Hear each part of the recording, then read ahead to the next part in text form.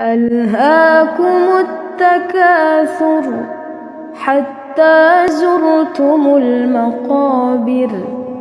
كلا سوف تعلمون